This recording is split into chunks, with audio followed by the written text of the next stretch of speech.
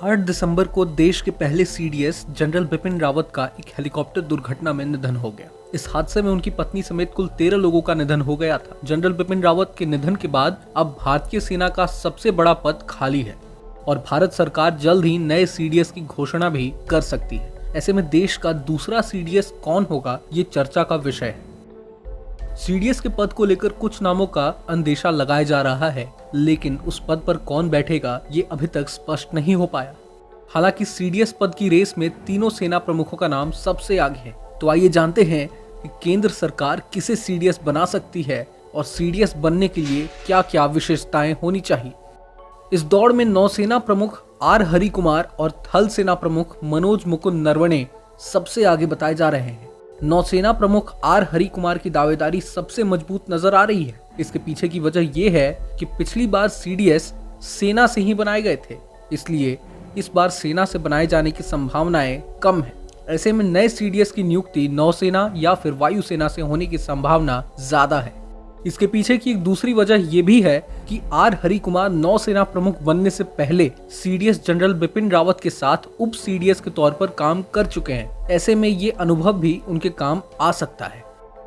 59 साल के आर हरि कुमार हाल ही में नौसेना प्रमुख बने हैं और वह 62 साल की उम्र तक कार्य कर सकते हैं और सीडीएस पर 63 साल तक तैनाती रहती। ऐसे में उन्हें सीडीएस बनाए जाने पर पर्याप्त समय मिलेगा। इसके अलावा थल सेना प्रमुख जनरल नरवणे की उम्र 61 साल है और वह अगले साल अप्रैल में सेवानिवृत्त हो जाएंगे। बता दें कि एडमिरल राधाकृष्णन हरि कुमार भारतीय नौसेना के स्टाफ के 25वें प्रमुख के रूप में कार्य कर रहे हैं। उन्होंने 30 नवंबर 2021 को पदभार ग्रहण किया था। इससे पहले उन्होंने पश्चिमी नौसेना कमान के flag officer commanding in chief के रूप में कार्य किया है। कुमार को 1 जनवरी 1983 को भारतीय नौसेना में शामिल किया गया था। उन्होंने vice chief of defence staff, chief of personal, flag officer commanding western fleet और वेस्टर्न नेवल कमांड के चीफ ऑफ स्टाफ के रूप में भी काम किया है। अगर जनरल नरवणे को सीडीएस बनाया जाता है तो वह करीब 1 साल तक इस पद पर रहते हुए काम कर सकेंगे। इनके अलावा वायुसेना प्रमुख वीआर चौधरी, वायुसेना की पूर्व प्रमुख आरकेएस भदौरिया को भी सीडीएस के पद के लिए दावेदार माना जा रहा है। वहीं उप सीडीएस के रूप में कार्य कर रहे एयर मार्शल बीआर कृष्णा को भी दावेदार माना जा रहा है। जानकारी के मुताबिक सीडीएस बनने के लिए 4 स्टार जनरल होना आवश्यक है, जो तीनों सेना के प्रमुख होते हैं। साथ ही जो अधिकारी 4 स्टार जनरल बनने के योग्य है, उसकी नियुक्ति पर भी विचार किया जा सकता है।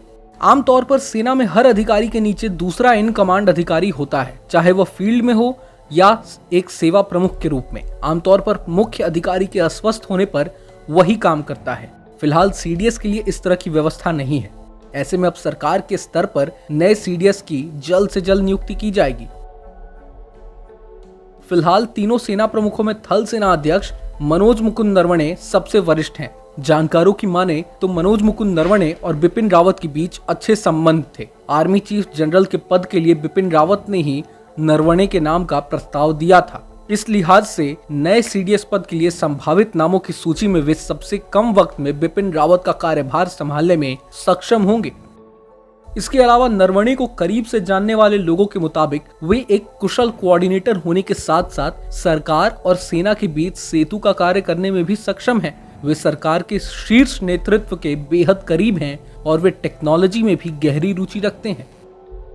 अब ये भी जान लेते हैं कि सीडीएस में 4 सबसे जरूरी गुण कौन से होने चाहिए। पहला आता है कोऑर्डिनेटर। सीडीएस का पद किसी एक सेना या तीनों सेनाओं की अगुवाई करने जैसा नहीं है।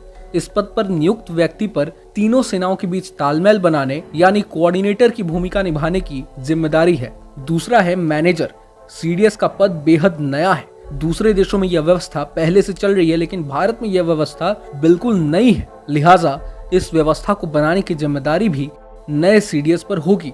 इतना ही नहीं, मैनेजर की भूमिका में भी इस व्यक्ति को निपुण होना होगा।